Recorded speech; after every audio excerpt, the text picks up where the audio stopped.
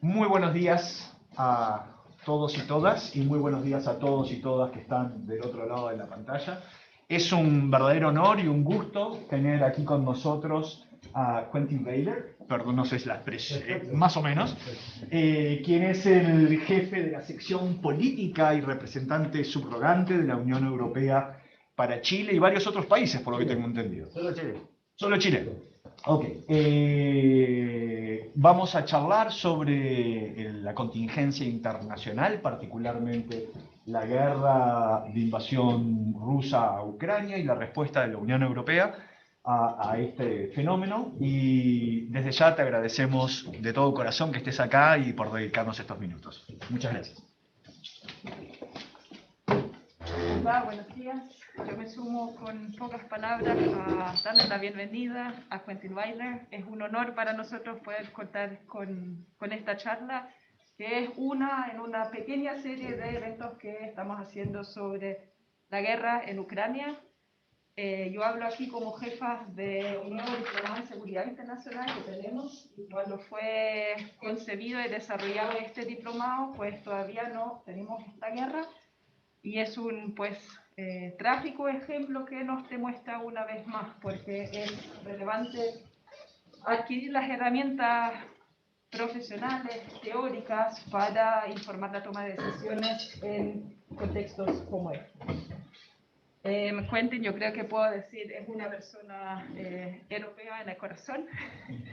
Nos va a hablar de la respuesta europea, la Unión Europea, los países miembros a la guerra.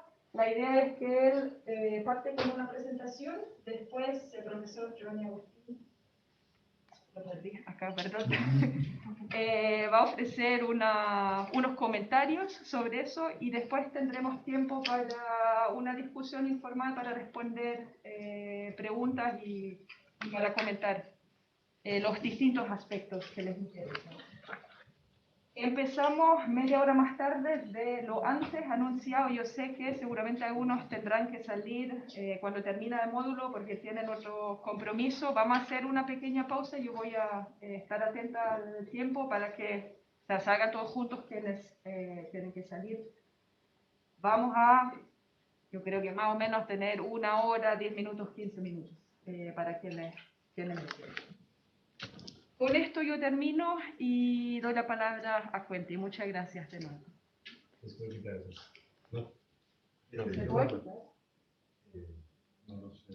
No, recuerdo, que está bien, está bien. Solamente voy a saber las reglas. Bueno, buenos días a todos y todas. La verdad, un verdadero placer para mí estar aquí. Gracias por la invitación del Instituto de Ciencias Políticas.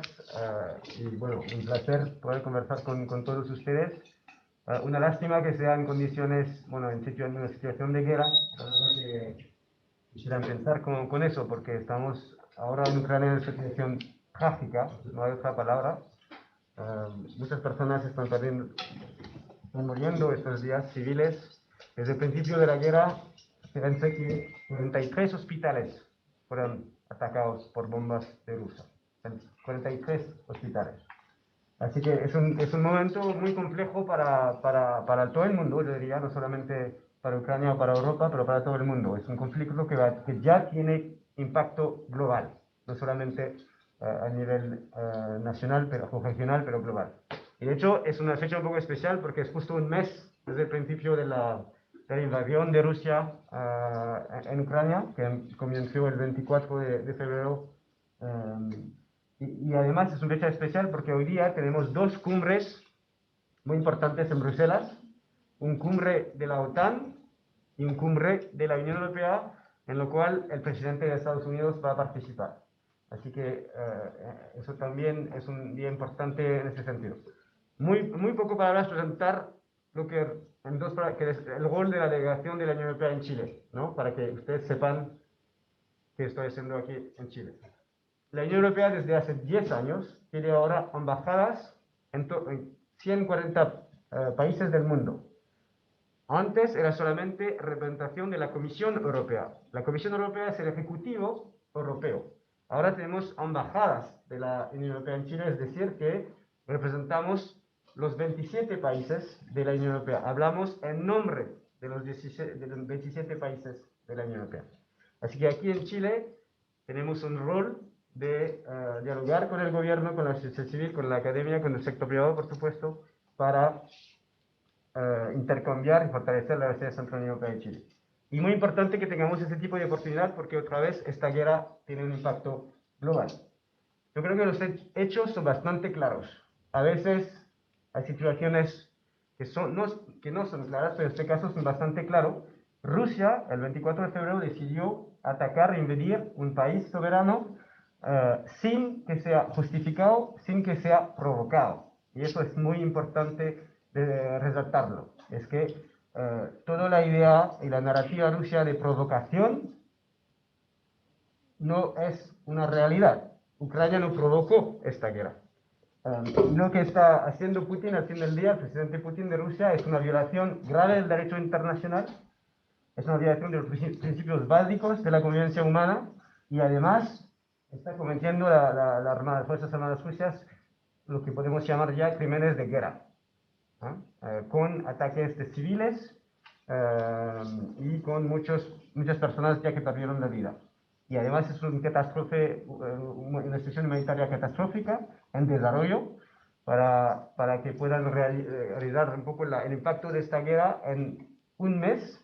Ya en Ucrania hay 10 millones de personas desplazadas en Ucrania, 10 millones y ya 3 millones que cruzarán la frontera, pues que son refugiados. Para dar una comparación, en la guerra en Siria, que empezó en 2011, entre 5 y 6 millones de personas son refugiados en 10 años. Ahora, en un mes, tenemos ya 3 millones de refugiados. Entonces, tiene un impacto humanitario increíble. Además, el problema de esta guerra es que no vemos muy bien el objetivo del presidente Putin. Y que también lo digo porque hace mucho más complicado una salida diplomática a esta guerra. Porque el objetivo del presidente Putin ahora, como lo ha definido, es destruir a Ucrania. Hacer una depuración de Ucrania, para utilizar las palabras del presidente ruso.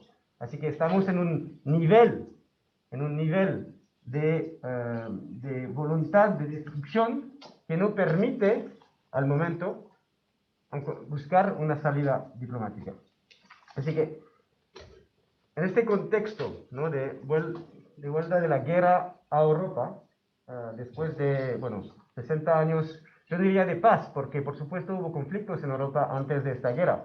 Por ejemplo, el conflicto en los Balcanes en los años 1990, pero eso fue el reto de un conflicto después de la disolución de un país, la ex Yugoslavia, en distintos países. No fue una agresión de un país tercero a un país soberano. Así que eso es el primer conflicto en Europa después de la Segunda Guerra Mundial. Y es razón porque tiene un impacto tan contundente en Europa, pero también en el resto del mundo. La reacción de la Unión Europea, por supuesto, desde el principio ha sido muy contundente, desde el principio. Y creo que eso es uno de los aspectos que probablemente Putin no calculó bien, que la Unión Europea y la comunidad internacional en general tendrían una respuesta tan fuerte, tan rápida. Yo creo que eso no viene solo de varios, eso es el resultado de varios años de realización desde la Unión Europea, que teníamos que adaptar nuestros instrumentos de política exterior para enfrentar una situación así de retorno de la guerra en Europa. Pero hay que comprender que la política exterior es el aspecto más sensible de la integración europea. La integración europea es más que nada inicialmente un proyecto de paz después de la Segunda Guerra Mundial, de la realización de que si como fortalecemos los lazos entre los países, especialmente los lazos económicos, comerciales, eso permitiría evitar el retorno de la guerra en Europa. La política exterior de la Unión Europea tiene una existencia una vida bastante recién, en el sentido que hace 30 años que tenemos una política exterior común. En 1992, en el Tratado de Maastricht, se creó la política exterior común de la Unión Europea. Este es el aspecto más sensible porque la política exterior es el corazón de la soberanía de cada país. Porque la integración europea es decir que cada país deja un poco de soberanía a nivel europeo. Entonces, al nivel de la política exterior, lo que tenemos es que es un sistema de unanimidad. Es decir, que todos los países, los 27 países que compuestan la Unión Europea, tienen que validar cualquier postura de la Unión Europea sobre la política exterior. En otros ámbitos tenemos un sistema de mayoría calificada, que permite entonces tomar decisiones de manera más fácil. Creo que ustedes están al tanto de la distinción entre mayoría calificada, 2/3, en el contexto de la Convención Constitucional, pero imagínense que la unanimidad es un techo muy ambicioso y muy complejo. Para cualquier decisión con 27 países tenemos que tener esta unanimidad. Es la razón por qué durante muchos años la Unión Europea se veía como un actor quizás más débil porque no podía reaccionar rápidamente, porque teníamos este techo de unanimidad que hacía que era más complejo tomar decisiones fuertes en política exterior. Este sistema se ha mejorado y ha permitido llegar a este punto de tomar decisiones muy fuertes frente a esta agresión de Rusia a Ucrania. Así que las distintas medidas que fueron tomadas tienen una mirada transversal. La idea es parar la mecánica de guerra de Putin, más que nada al nivel económico y financiero. Entonces, en muy pocos días, después del 24 de febrero, cuando empezó la guerra, la Unión Europea tomó decisiones de sanciones financieras y económicas en muchos sectores. Y eso lo hicimos en coordinación con otros países del mundo, especialmente Estados Unidos, Canadá, Corea del Sur, Japón y Australia. Así que estas medidas de sanciones significa que el 60% del mercado bancario ruso ha sido sancionado. Es decir, que ellos no pueden hacer transacciones comerciales con entidades económicas comerciales europeas, no pueden seguir usando el sistema SWIFT, que permite los intercambios bancarios entre entidades comerciales. También no pueden usar, por ejemplo, hay una prohibición del uso del cielo europeo para la aviación rusa. Hay limitación del acceso de Rusia a tecnología, hay control de exportaciones, hay también muchas sanciones del sector industrial. Así que ahora la idea es aumentar la presión sobre el presidente Putin para que pueda cambiar su decisión, para que pueda cambiar, para que pueda reducir su voluntad de destruir a un país soberano como Ucrania. Estas sanciones son las más contundentes que la Unión Europea jamás ha tomado con cualquier país del mundo. Ya habíamos decidido sanciones muy duras, muy completas, muy comprensivas en el caso de Irán, en el caso de la negociación del acuerdo nuclear con Irán, pero en este caso, en el caso de Rusia, ya es un nivel más avanzado, porque la idea es verdaderamente poder sancionar todo el sistema financiero ruso otra vez para que eso permita aumentar la presión al presidente Putin y que permita entonces una salida diplomática. Y ya el impacto de estas sanciones son muy claras sobre la economía de Rusia, porque se ve que la bolsa de valores de Moscú ya está cerrada, muchas empresas internacionales ya salieron del país y espera que la economía de Rusia se contraiga al menos un 15% este año. Y evidentemente es una lástima, porque los que sufren más de este tipo de medidas son los rusos. Pero este tipo de medidas son necesarias, desde nuestro punto de vista, otra vez, para que haya una presión tan contundente sobre el presidente Putin, para que pueda sentarse a la mesa y encontrar una salida diplomática y que paren la mecánica de guerra que pensó ya hace un mes. También la Unión Europea tomó otras medidas históricas, incluso una medida que incluye proporcionar armas a Ucrania a través del Fondo Europeo de la Paz, que fue creado hace pocos años, hace 3 años atrás. Eso es una decisión histórica porque por la Unión Europea la idea de proporcionar armas en un conflicto activo era casi en contra de la propia establecimiento de la Unión Europea, un proyecto de paz, un proyecto de poder blanco, de poder normativo, soft power en inglés, ¿no? Un poco muy lejos de la idea del hard power, ¿no? Poder duro. Así que esta decisión se ha tomado porque hay una realización que no es suficiente solamente ahora mismo para proteger nuestros valores, para proteger nuestras democracias, solamente contar con el poder blanco. Así que en un contexto de guerra, en un contexto de un país tercero siendo invadido por un agresor, la Unión Europea decidió tomar esta decisión de proporcionar armas a Ucrania, un primer paquete de ayuda de armas ha sido aprobado hace 2 semanas y justo ayer también, hace 2 días, se aprobó de nuevo un segundo paquete para ayudar a los ucranianos para que puedan resistir a la invasión de Rusia. Tercer aspecto de la respuesta, por supuesto, todo el aspecto humanitario. Como ya le dije al principio, el impacto humanitario de esta guerra es horrible, así que la Unión Europea está proporcionando ayuda humanitaria a Ucrania, por supuesto, pero también a los países de la región que están acogiendo refugiados, y como lo decía, ya son 3 millones de refugiados.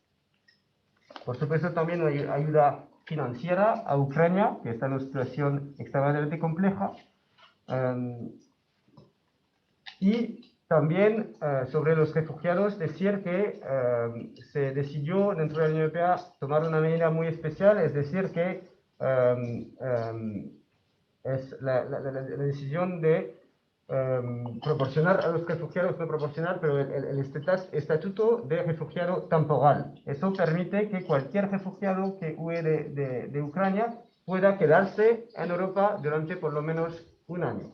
Así que eso es un estatuto temporal que nunca había sido aprobado dentro de la Unión Europea para permitir acoger a millones de refugiados que están huyendo del conflicto.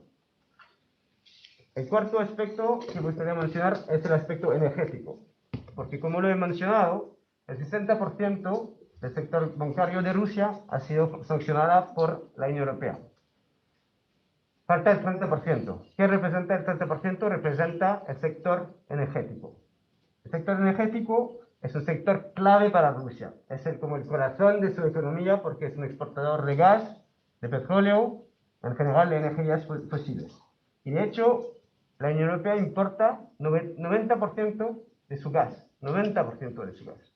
Y dentro de este 90%, Rusia proporciona 45% del gas europeo. 45%. Es un nivel extremadamente alto. Podemos hablar de dependencia, ¿no? Dependencia de la Unión Europea a Rusia en el sector del gas.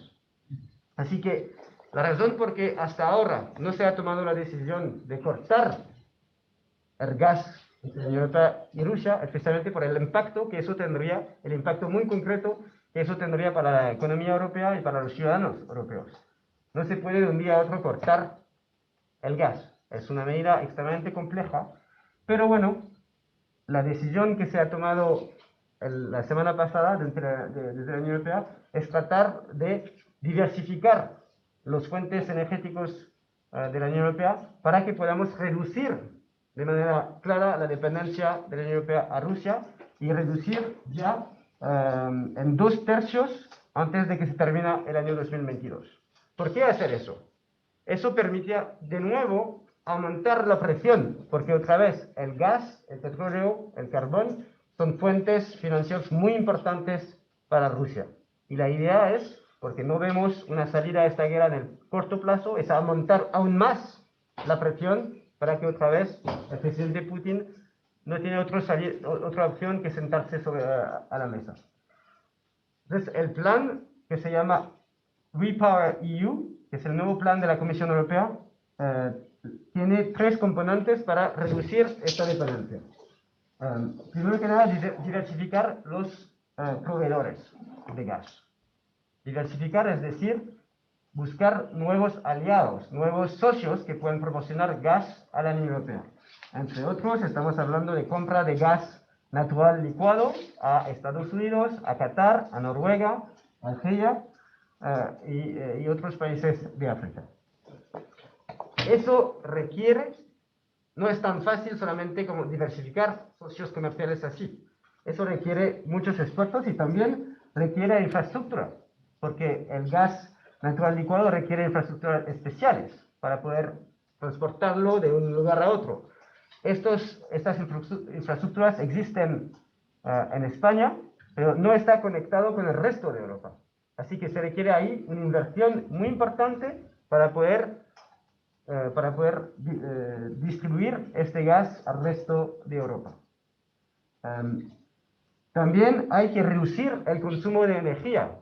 Y eso, por supuesto, era un objetivo de la Unión Europea que quiere convertirse en el primer continente carbono neutral en 2050, pero entonces la voluntad es acelerar la reducción del consumo de energía en la Unión Europea vía muchas medidas, incluso como la construcción de edificios que deben ser mucho más innovadores para que no necesitan tanto calentamiento interior. Hay muchas medidas que se pueden tomar y también hay que acelerar el despliegue de energías renovables. Ya la mayoría de los países de la Unión Europea han superado los objetivos fijados para las energías renovables, pero se requiere una inversión muy importante para que podamos diversificar las fuentes enérgicas y contar mucho más con energías renovables. No contamos en Europa con las mismas condiciones como un país como Chile, por ejemplo, en el ámbito de energía renovable, así que eso requiere una inversión muy importante y también identificar socios como Chile, con lo cual podemos fortalecer la cooperación en el desarrollo de energías renovables como el hidrógeno verde, por ejemplo.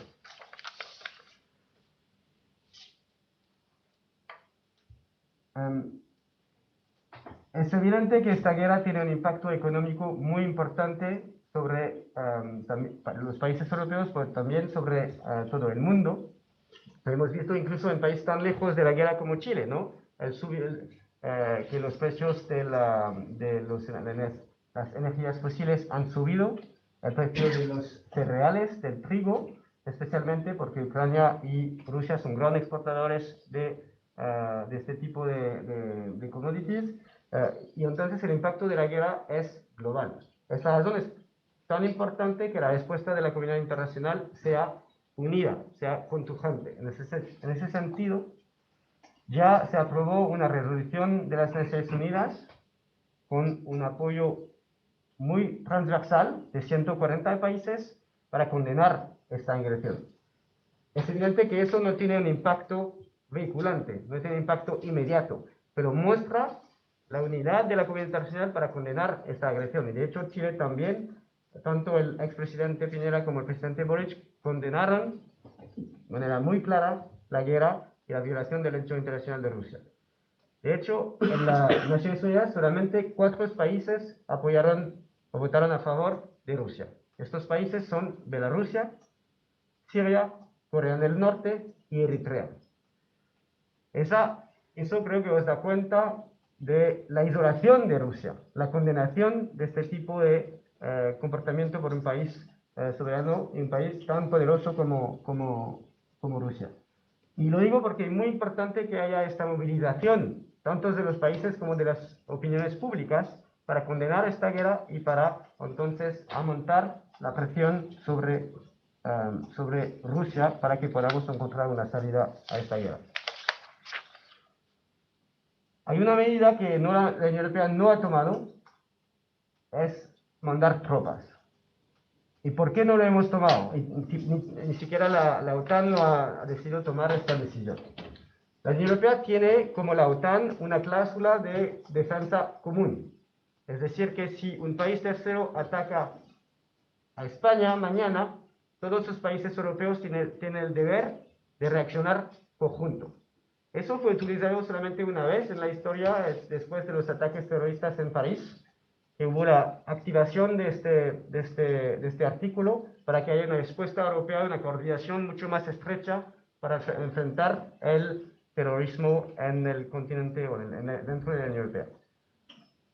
Por si acaso Rusia ataca a un país de la Unión Europea, probablemente sí habría una respuesta colectiva potencialmente incluso armada. Lo mismo con la OTAN. La OTAN es una alianza de defensa que fue creada después de la Segunda Guerra Mundial, para ser, más que nada para enfrentar a la Unión Soviética, o por lo menos para evitar que haya un ataque de la Unión Soviética a países miembros de la OTAN. La OTAN tampoco ha sido atacada directamente por Rusia. La OTAN está compuesta de Estados Unidos, de Canadá, de muchos países europeos, pero que sea la Unión Europea o la OTAN hasta ahora ha decidido no mandar tropas por una razón simple, en un contexto extremadamente complejo de guerra, de pérdidas de vidas todos los días. Entonces no es una decisión fácil, pero la idea es evitar que el conflicto aún más empeore, es decir, que haya un conflicto abierto entre un poder nuclear, porque no hay que olvidar que Rusia es la segunda potencia nuclear en el mundo, con un arsenal de casi 6.000 armas nucleares.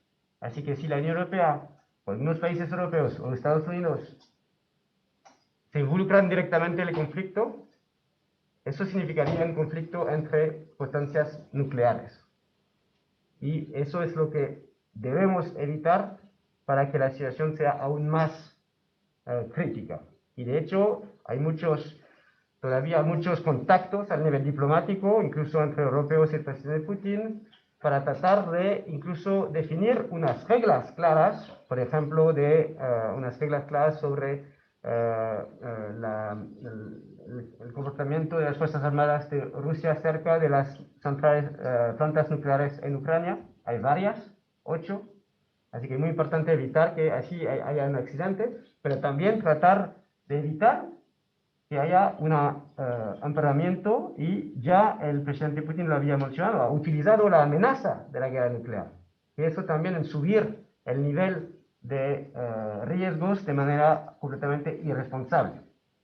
Así que es la razón por qué hasta ahora la Unión Europea ha tomado todas estas medidas de sanciones de manera inédita, de proporcionar armas a Ucrania, de ayuda humanitaria, de ayuda financiera, y cada día estamos buscando nuevas medidas para poder respaldar a los ucranianos, para poder enfrentar una situación inédita y para poder encontrar una salida diplomática. Lo he repetido varias veces porque nos parece que es la única solución, la salida diplomática. Ya Ucrania y Rusia están discutiendo desde hace 3 semanas. La verdad que lo que vemos sobre el terreno es una lógica de destrucción, no es una lógica de negociación por parte de Rusia. Ya Rusia ha perdido, según las estimaciones, alrededor de 10.000 soldados.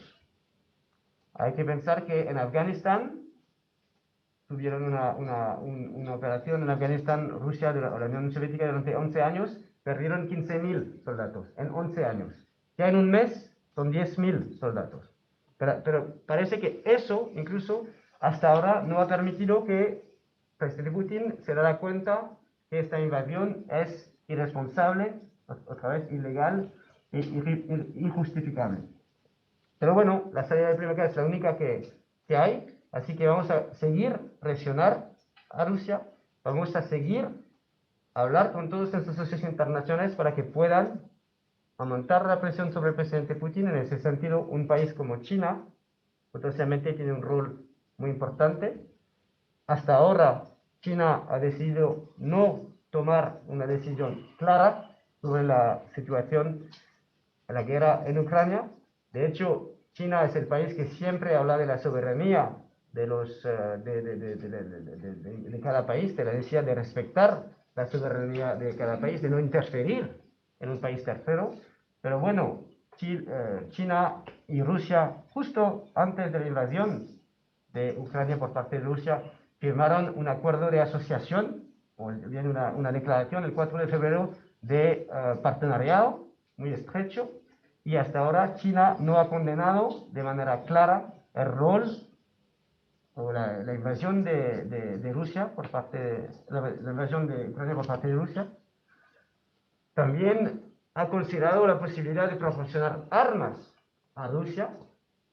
Esta información no está confirmada y eso probablemente sería una razón por parte de la Unión Europea y de sus aliados de quizás incluso sancionar a China, porque eso nos parece como un paso inaceptable, que un país tercero proporcione armas a Rusia para que pueda seguir esta guerra en Ucrania. Así que el trabajo diplomático estos días es muy importante, es la razón por que la cumbre de la OTAN hoy día en Rusia es importante, también la cumbre de la Unión Europea, porque vamos a hablar de nuevas medidas entonces para poder aumentar la presión sobre el presidente Putin y nuevas medidas de coordinación para enfrentar esta situación sin precedentes. Y bueno, voy a terminar aquí para poder intercambiar entre nosotros, pero creo que con el COVID habíamos hablado de un antes y un después, ¿no? Eso, muchas personas están hablando de eso. La verdad que no sé exactamente qué significa antes y después en el marco de COVID. No sé si hemos cambiado ya nuestras sociedades de manera tan fuerte que podemos hablar de un antes y un después. Creo que es necesario efectivamente cambiar nuestro modo de desarrollo, especialmente nuestra relación al medio ambiente, a acceder a la transición energética. Pero a ver si la pandemia ya es un punto de inflexión. La verdad que en la realidad tengo la impresión que estamos volviendo a nuestras vidas normales. Pero creo que eso, la guerra de Ucrania, es un punto de inflexión a nivel internacional, como lo fue la caída del muro de Berlín en 89. Lo es porque es un poco la idea de el conflicto entre las democracias y los regímenes autoritarios, porque ya Putin se convirtió en un régimen totalitario. Si alguien habla contra la guerra en Ucrania, o siquiera trata de informar la ciudadanía rusa sobre lo que está pasando en Ucrania, hay riesgo de 15 años de cárcel, solamente para hablar. Así que es un conflicto entre una democracia, Ucrania, y un régimen totalitario.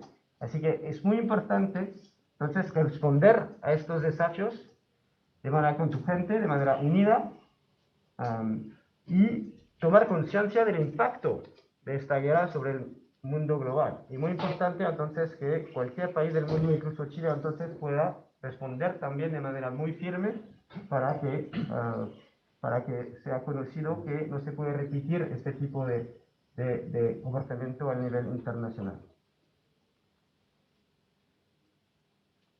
Creo que con eso voy a parar y, bueno, muy interesado en escuchar sus comentarios, opiniones y cuestiones sobre la Unión Europea, pero también la dinámica internacional en el marco de este conflicto. Muchas gracias.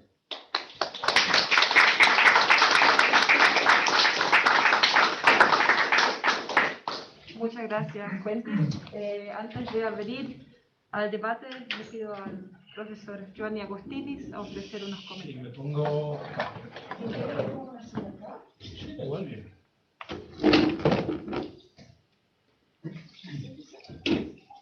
Muy bien. 5 minutos, ¿ok? Por ahí, muy bien. Entonces, gracias, Quentin, por tu presentación. Creo que tocaste temas relevantes.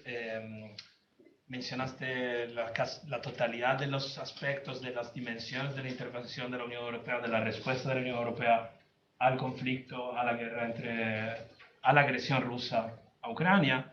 Yo quisiera empezar por una reflexión teórica.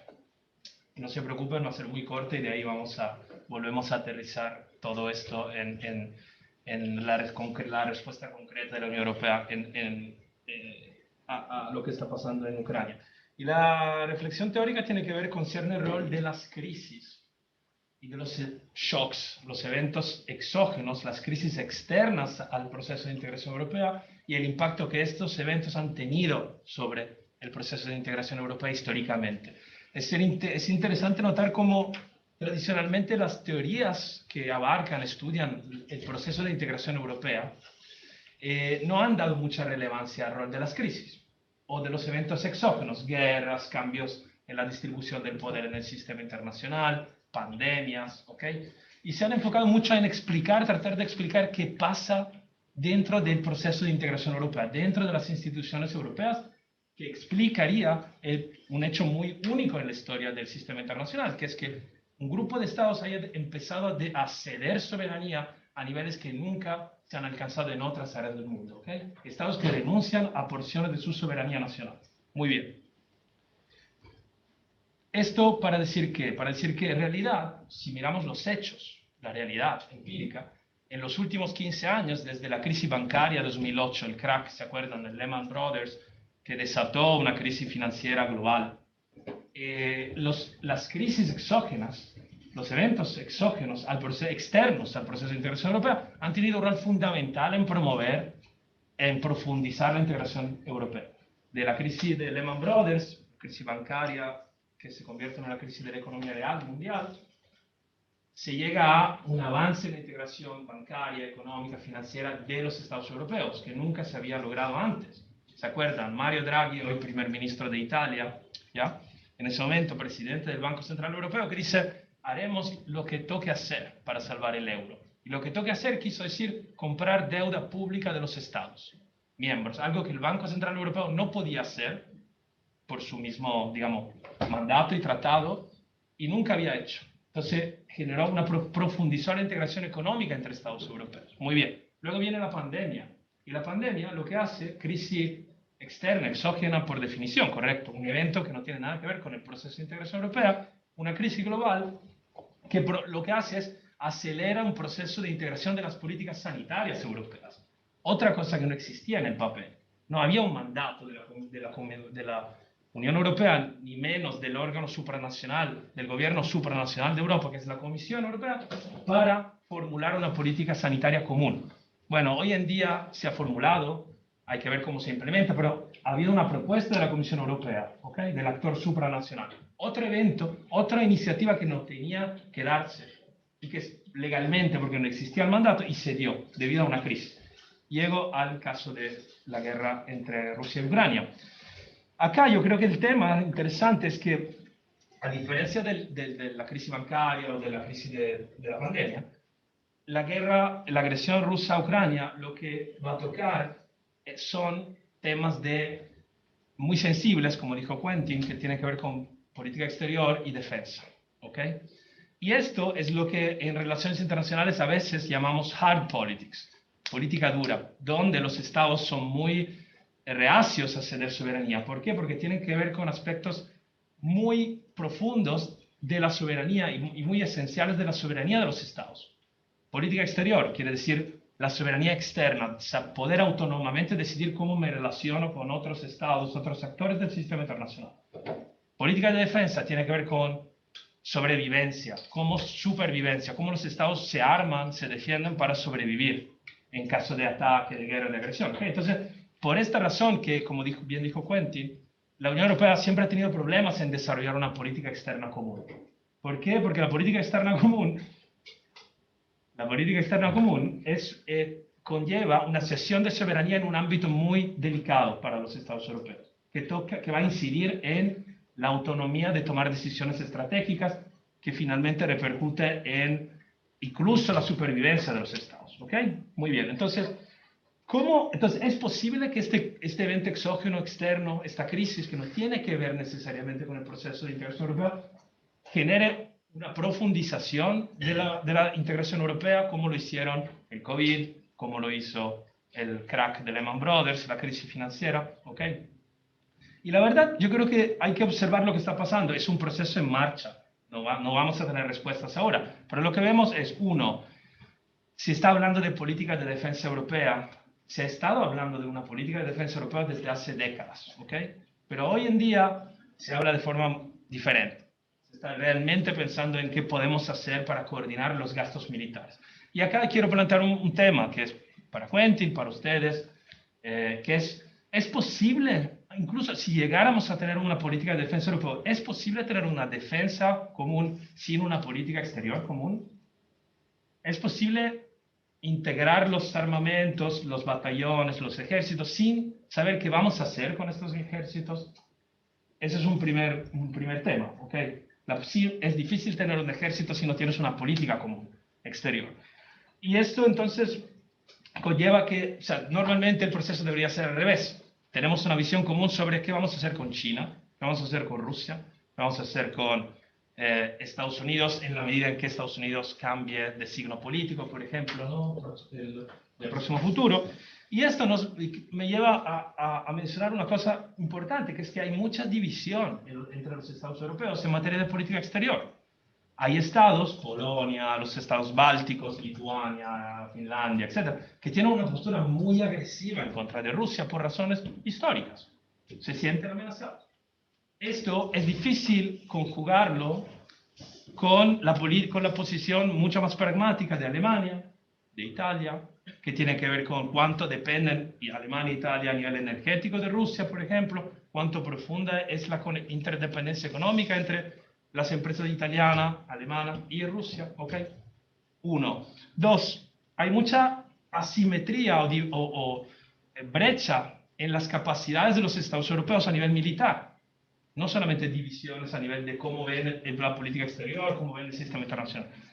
El único ejército, por ahí me corriges, pero yo diría que el único ejército que realmente está equipado para una guerra de alta intensidad en Europa es el francés y ni siquiera mucho. ¿Okay? Es decir, entonces acá, si quisiéramos tener una capacidad ofensiva militar, deberíamos replantear cómo nos armamos, cómo nos coordinamos. Es decir, realmente no hay una capacidad ofensiva. Bueno, Nicole sabe mucho más que yo de esto, por ahí se anima a decir algo. Otro punto es cómo esta defensa europea, no queda claro, se coordinaría con la OTAN, con la alianza militar, donde está Estados Unidos también, junto con Canadá, Turquía, ¿okay? 50 Estados miembros, ¿son 50? No, 30. ¿30? 33, perdón, sí, no me equivoqué. 33 Estados miembros. Okay. Bueno, entonces ahí se supone que legalmente la Unión Europea no puede tener una política independiente de la OTAN. Está escrito en el papel del Tratado de la Unión Europea. ¿Okay? Entonces ahí, ¿cómo se coordinaría tener una política militar autónoma europea dentro de la OTAN? No queda claro. Habría que verlo, habría que negociarlo con Estados Unidos, etcétera, etcétera. 2 puntos más. 1, la entrada en la Unión Europea de Ucrania. A ver, se supone que normalmente este proceso de integración en la Unión Europea de un Estado, o sea, un nuevo miembro, para ser miembro de la Unión Europea normalmente tienes que atravesar un proceso muy complejo, burocrático, legal, etcétera, y eso dura en promedio 7 años. Entonces, parecería que no habría chance de que Ucrania se una a la Unión Europea en tiempos rápidos. Sin embargo, Draghi, primer ministro de Italia, y no es el único, están hablando, ¿no?, con mucho énfasis de, bueno, ¿por qué no podemos por una vez ser menos legalistas y agilizar el proceso que entre Ucrania? ¿Por qué? ¿Cuál es el problema acá?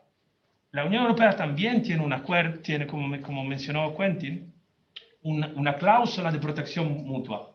Es decir, si atacas a un miembro de la Unión Europea, todos los otros miembros están obligados a intervenir. No es que tengan la opción. ¿Ok? Entonces, si entra Ucrania, tenemos un problema ya. ¿Por qué? Porque si en este caso, en este contexto, deberíamos intervenir en Ucrania contra Rusia y el escenario sería catastrófico. Último, bueno, el tema energético también es complejo, ¿no es cierto? Porque el tema energético tiene que ver con la necesidad de coordinarse de forma más profunda en relación a decisiones estratégicas, como por ejemplo, vamos a reducir la dependencia de Rusia.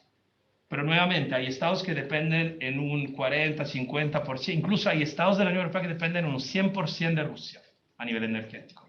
Hungría, por ejemplo. ¿Okay? Entonces, nuevamente, ¿cómo van los estados europeos a coordinar intereses tan diferentes? Porque para algunos las transiciones energéticas pueden ser más fáciles que para otros. Y finalmente, el tema migratorio es muy interesante. Yo creo que es como dijo Quentin, es la primera vez que se activa una directiva del Consejo Europeo del 2001 que permite a los estados europeos activar un mecanismo de acogida de refugiados en un contexto de guerra, temporalmente, por un año. ¿Okay? Yo quiero destacar 2 cosas. Uno, es muy importante que la Unión Europea haya activado este mecanismo, muy interesante, y de hecho es muy probable que esto pueda también generar un impulso hacia tener una política migratoria común. ¿Okay? Más allá de este mecanismo, que es un mecanismo extraordinario, emergencial, sería importante que la Unión Europea fuese capaz de desarrollar una política común de repartición de migrantes, que es un tema que también muy delicado que se ha ido discutiendo durante una década. Por el otro lado, quiero plantear esto, quiero decir que bastante evidente el hecho de que es interesante, perdón, el hecho de que desde 2001 la Unión Europea nunca haya activado este mecanismo para responder a otras crisis migratorias. Siria, por ejemplo, ¿no? Irak, ¿ok? Entonces, una contradicción que tiene que ver con las relaciones estratégicas de los países europeos con Ucrania, que tiene que ver con las afinidades culturales, históricas, religiosas con Ucrania, y que seguramente se va a plantear nuevamente en el futuro cuando haya nuevas guerras, nuevas crisis migratorias y flujos de refugiados de países extraeuropeos. ¿Okay? Pues pararía acá. Gracias y gracias Quentin nuevamente y adelante con las preguntas.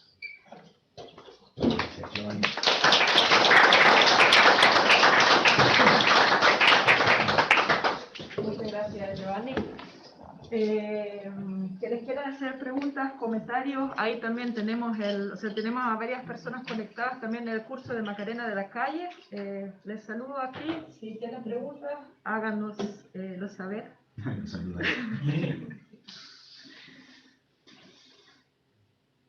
Por ahí. Yo sugiero, generalmente coleccionamos 3 preguntas y después hacemos una segunda y tercera vuelta según necesidad. Por favor. Muchas gracias. Bueno, Quentin, como usted mencionó, uno de los objetivos principales de la Unión Europea es, de cierta manera, desacoplar a la Unión de la dependencia del gas ruso, de energía del sector energético ruso. Dicho esto, me gustaría saber qué opina usted, cuál sería la posible reacción de algunos países, por así decirlo, terceros, fuera de la Unión Europea, fuera de la OTAN, que exportan materiales energéticos, por ejemplo, estoy pensando más que nada en el Medio Oriente, Argelia, Marruecos. ¿Cuál sería, por así decirlo, su rol para, de cierta manera, reemplazar a Rusia en este tema de energía? Por allá y después. Una de las excusas que tuvo Putin para invadir Ucrania, según lo que tenía entendido yo, eran las zonas del Donbass, porque en ese lugar hubo mucho conflicto por mucho tiempo. Y obviamente nunca es excusable utilizar esos tipos de grupos para justificar una invasión a la escala tan horrible que está teniendo esto. Sin embargo, ¿tuvo alguna injerencia, alguna opinión de la Unión Europea sobre el conflicto del Donbass?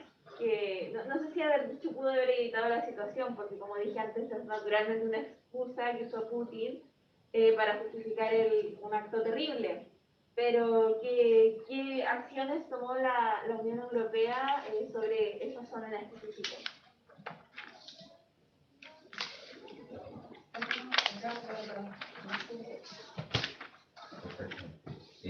Sí, yo quiero llevar un poco la discusión. Bueno, primero, muchas gracias, Kentin, por la interesante presentación. Yo quería llevar la discusión al tema de las salidas al conflicto y a la guerra. ¿Sí? Y bueno, como tú planteaste claramente, hay un escenario que la Unión Europea y yo creo que todos en el mundo queremos evitar, que tiene que ver con una confrontación entre la OTAN y Rusia, ¿verdad? Lo cual sería una guerra total, con posibles consecuencias nucleares.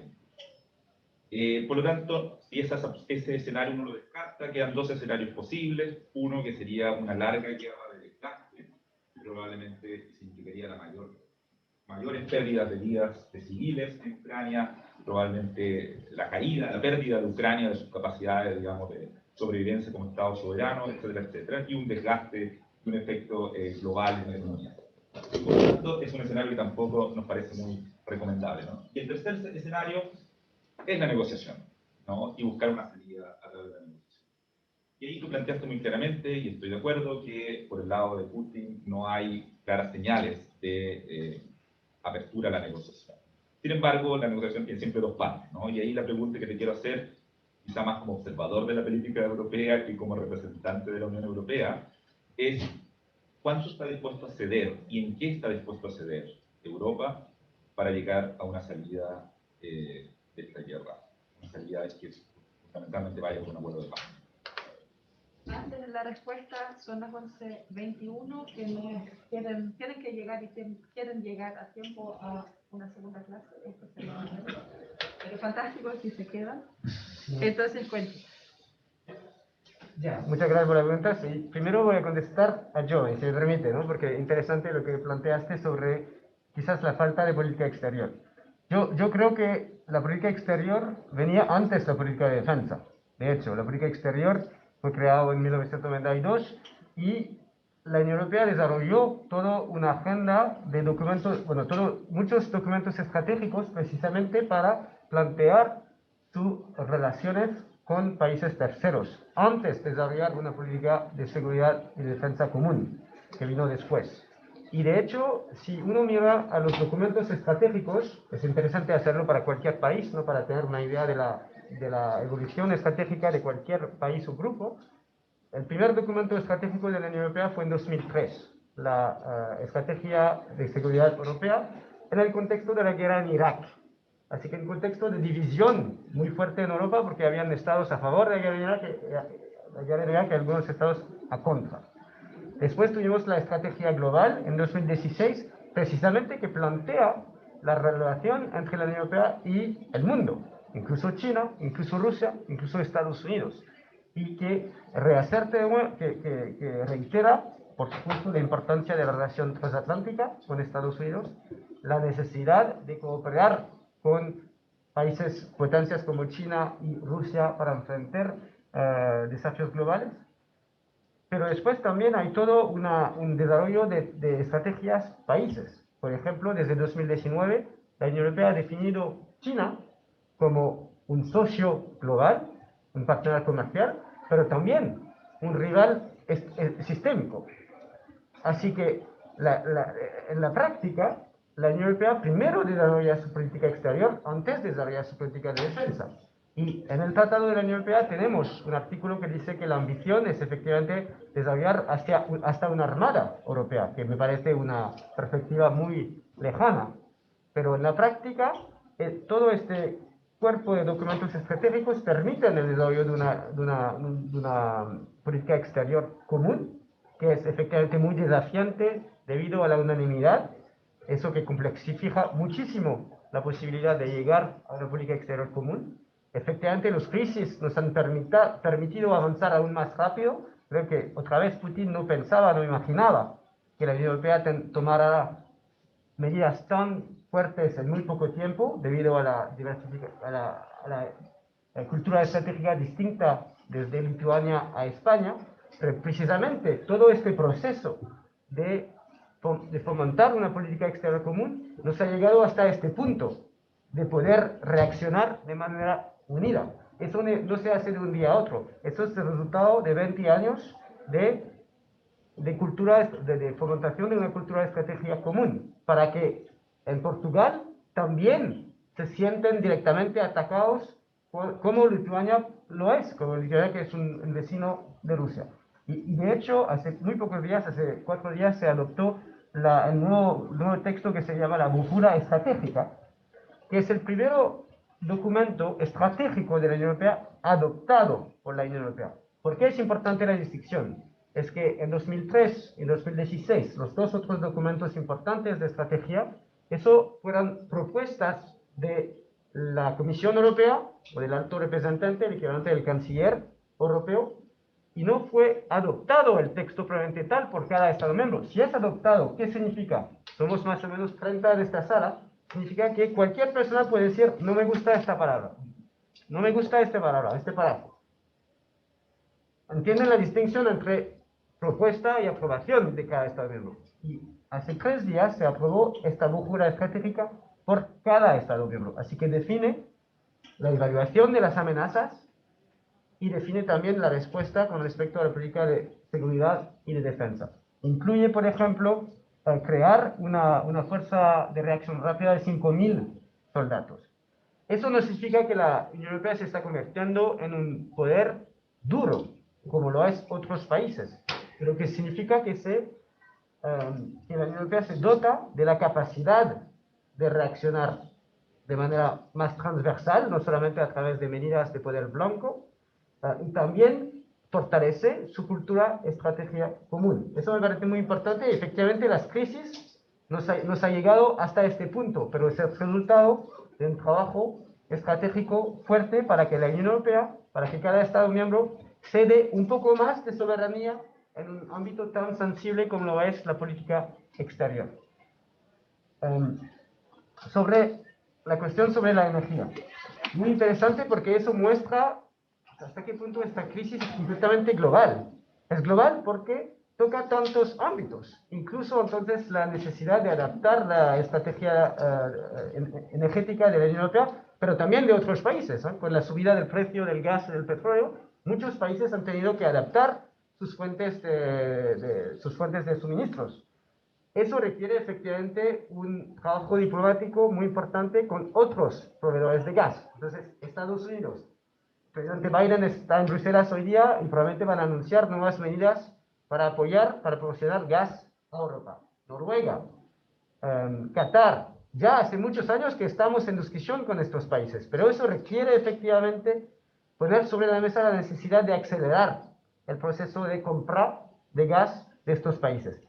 Eso no es tan fácil, es más fácil entre Estados Unidos y Unión Europea que entre Unión Europea y algunos países del Medio Oriente.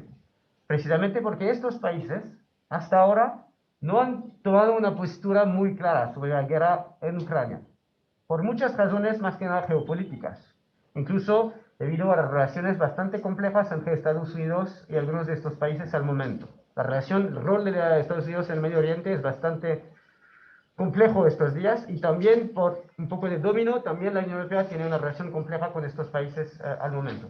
Pero entonces eso requiere una diplomacia energética, ya es un nuevo término que existe desde hace como 10 años, la diplomacia energética para poder entonces diversificar las fuentes de energía. Un ejemplo muy complejo, muy concreto, ¿por qué es tan complejo? Hace 2 días España ha tomado una decisión sin precedente, la verdad, y muy sorprendente de mi punto de vista, de reconocer la soberanía de Marruecos sobre el Sáhara Occidental.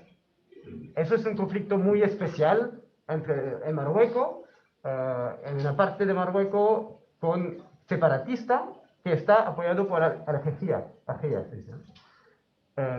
España, por muchas razones, porque tenía un problema diplomático con España desde hace 8 años, porque había acogido un líder de Polisario, esta parte independiente separatista de Marruecos, y entonces España decidió resolver esta crisis diplomática con Marruecos, reconociendo la soberanía de Marruecos sobre esta parte de Marruecos. ¿Pero qué significa eso en la práctica?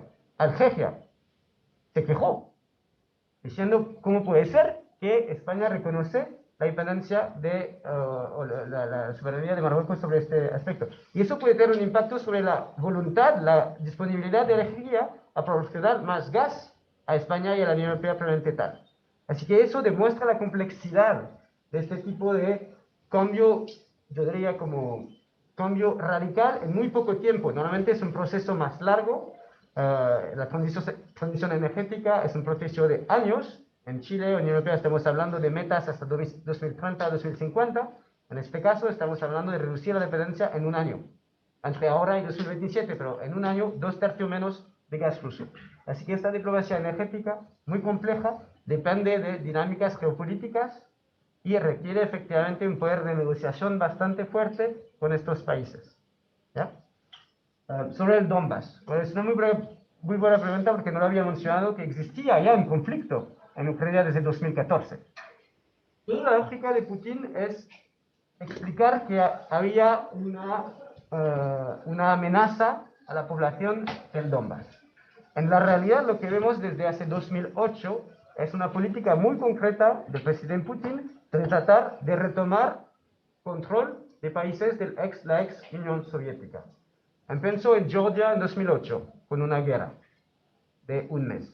Después, Ucrania en 2014 con la anexión de Crimea, que era parte de Ucrania, pero ya Rusia decidió anexar Ucrania y apoyar, entonces, por parte de Rusia, los independentistas de Donbass. Voy a explicar más en detalle, pero también lo hemos visto en Kazajstán en 2020, en Bielorrusia entonces en Ucrania en 2022. Así que hay una dinámica de Rusia desde hace, una lógica de Rusia desde hace, de Putin especialmente desde hace 10 años, de tratar de recuperar los países que formaban parte de la Unión Soviética. Yo no estoy de acuerdo con la tesis que dice que la OTAN o la Unión Europea ha provocado a estos países. ¿Por qué? Porque estos países, incluso Ucrania, decidió firmar un acuerdo de asociación con la Unión Europea. No es que la Unión Europea impuso este acuerdo, es que la ciudadanía de Ucrania, los governments elegidos han decidido tomar este camino, acercarse de la Unión Europea, acercarse de la OTAN, precisamente porque había una amenaza muy concreta de Rusia. En el caso de Donbass, efectivamente a partir de 2014 hubo un conflicto activo, activo en el sentido que cada semana había soldados o civiles muriendo sobre el terreno. En otros países de la región, por ejemplo Moldova, hablamos de un país, de un conflicto congelado, porque hay una parte Transnistria, una parte de Moldova que está separatista también, pero no hay un conflicto activo, ¿no? En Ucrania desde 2014 hay un conflicto activo, 15.000 personas murieron desde 2014 y desde el principio de la Unión Europea, la posición de la Unión Europea ha sido de condenar la anexión de Crimea y tratar de resolver el conflicto en Donbass, el conflicto interno a Ucrania. Eso es muy importante, es un conflicto interno a Ucrania, porque es parte de Ucrania.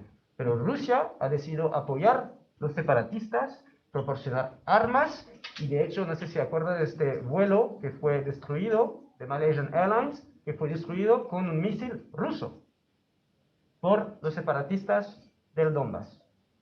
Así que el rol de Rusia ha sido de interferir en la soberanía de Ucrania. La postura de la Unión Europea ha sido tratar de apoyar a nivel humanitario las consecuencias de este conflicto y tratar de encontrar una salida diplomática. Así que el presidente de Francia de esta época, Hollande y Merkel, negociaron los acuerdos de Minsk en 2015 para tratar de encontrar una solución diplomática y que se pueda reconocer quizás un estatuto autónomo para estas dos regiones de Ucrania, Donbass y Luhansk, y que se pueda organizar unas elecciones. Pero yo descartaría la idea que la Unión Europea o algunos países han interferido en esta parte. En el contrario, Rusia proporcionó armas, proporcionó pasaportes rusos en estas partes de Ucrania. Y de hecho, durante muchos años, desde 2015, no se ha podido resolver este conflicto y por fin, en el 23 de febrero de este año, Putin reconoció la independencia de estas dos regiones de Ucrania. Pero imagínense que es como si Argentina decía mañana de reconocer la independencia de la Araucanía.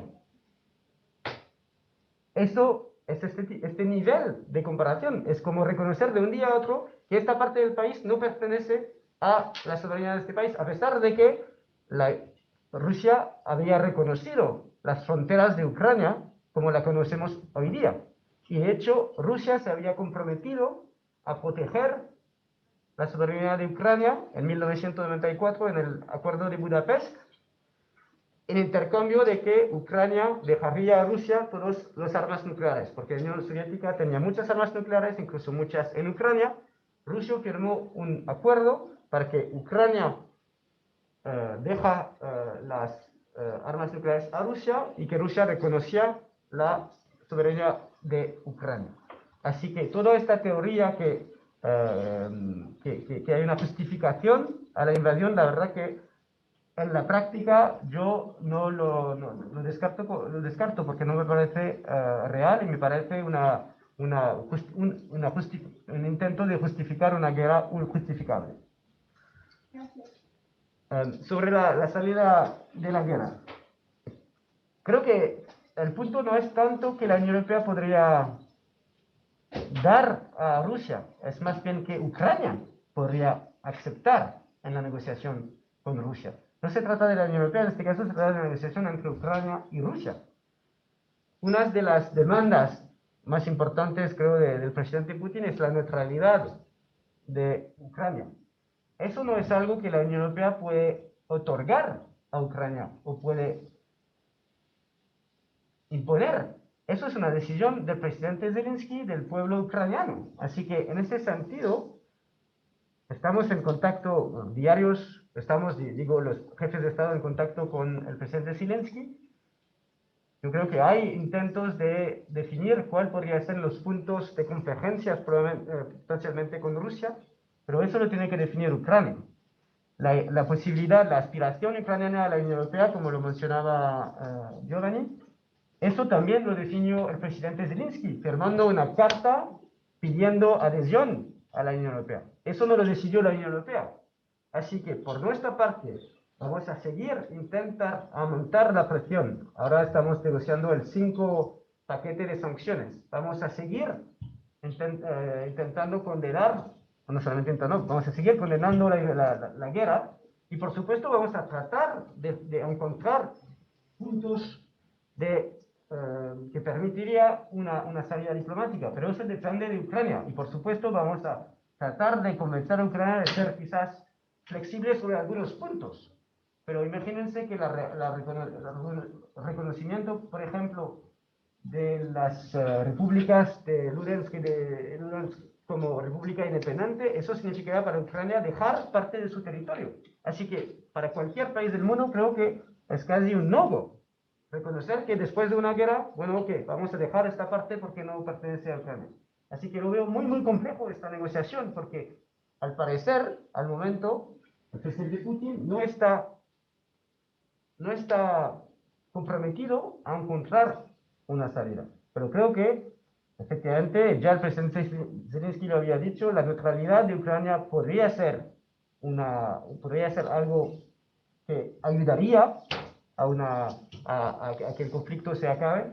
También un estatuto autónomo de las repúblicas en el Donbass y también un estatuto específico de Crimea, o siquiera yo diría reconocer que Rusia ya está en Crimea. Pero todo eso significaría por Ucrania reconocer que la guerra ha permitido a Rusia ganar territorio. Así que eso es la parte más compleja que requiere entonces una discusión y efectivamente para el presidente Zelensky definir lo que puede aceptar en ese contexto. Pero con la lógica de Putin actual, al nivel de todos los contactos de jefes de Estado que hay entre el presidente Macron, el presidente Scholz y Putin, al parecer no hay ninguna voluntad de negociar. Es una lógica destructiva y la verdad que soy bastante pesimista sobre la posibilidad de llegar a una salida pronto y desafortunadamente significa que esta guerra va a seguir por muchas semanas más, desafortunadamente. Considerando el tiempo, yo sugiero que hagamos una segunda, última vuelta de preguntas. La primera persona que tengo en la lista es Santiago. Mi pregunta va por el plano energético también. Veo que se está organizando, por ejemplo, este plan para bajar la dependencia del gas ruso por parte de la Unión Europea en 2/3 en un año, si no me equivoco, es lo que usted. Mi pregunta es, si Putin decide o ve que es la única carta bajo la manga o una de las cartas fuertes que le queda cortar el suministro de gas de un día para otro, ¿existe un plan en la Unión Europea o se está buscando alguna respuesta de contingencia, de emergencia en ese caso? Porque obviamente la construcción de nueva infraestructura desde España hacia el resto del continente o desde Estados Unidos para aumentar su producción no es algo que se puede hacer de un día para otro. Entonces, esa es mi pregunta. ¿Existe un plan de emergencia o esto no se ve como algo posible también?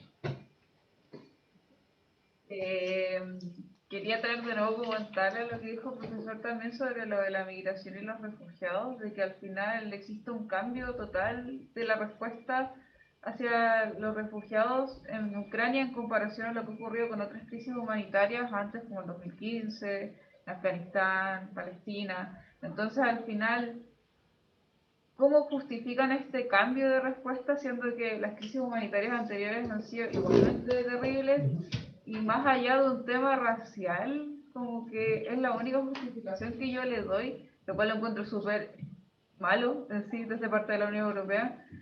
¿Y cómo, qué es lo que lleva a la Unión Europea hoy en día a dar una respuesta como tan concreta en comparación a otras crisis humanitarias? Perdón, Giovanni, parece que el sol molesta. ¿Está entrando? ¿Pueden bajar? Acá, bajo esto.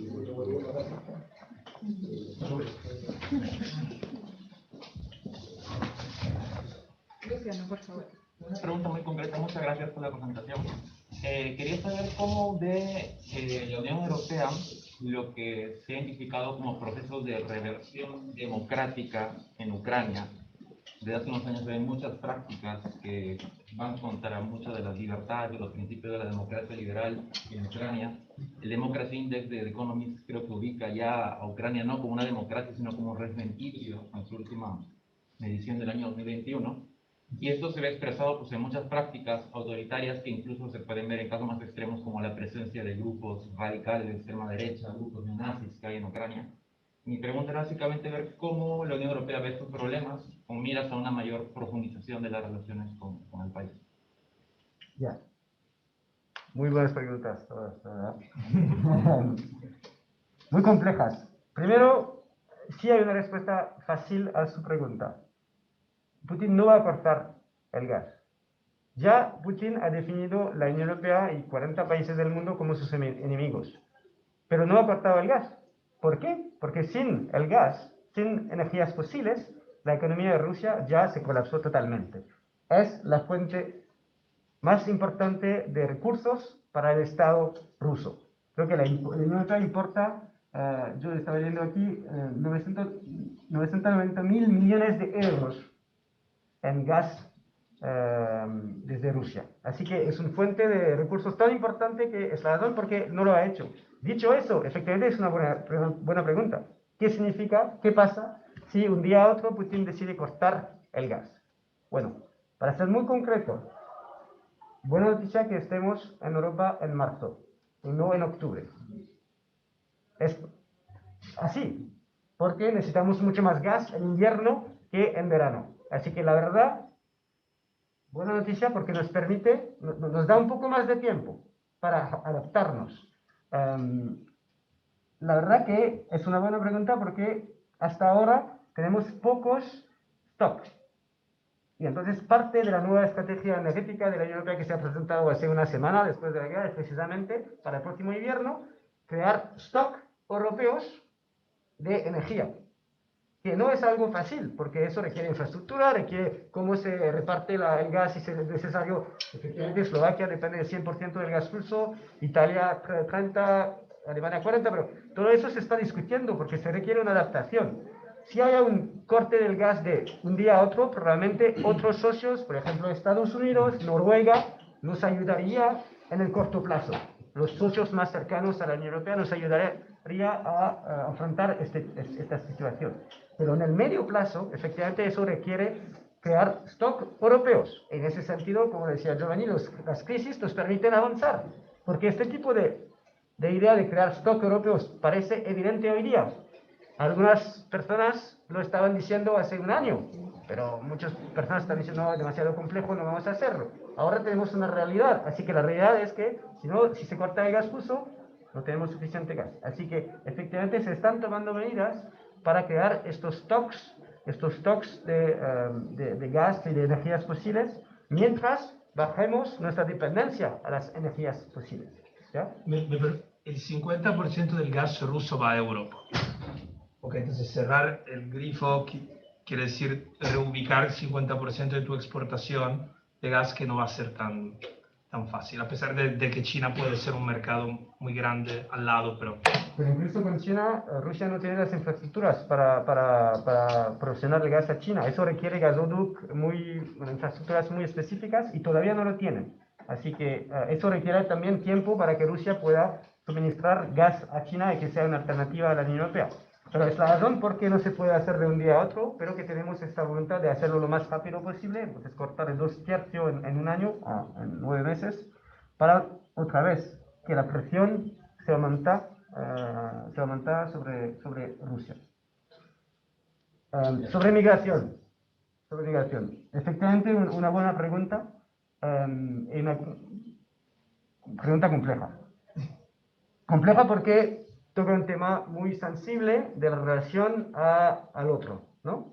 Pero creo que hay una respuesta también, yo diría, concreta, en el sentido de que hay que entender, más allá de dónde viene cualquier persona, que si una crisis ocurre, si por ejemplo tu vecino está atacado, te sientes más responsable, te sientes más involucrado que si es la persona que está en el otro campus.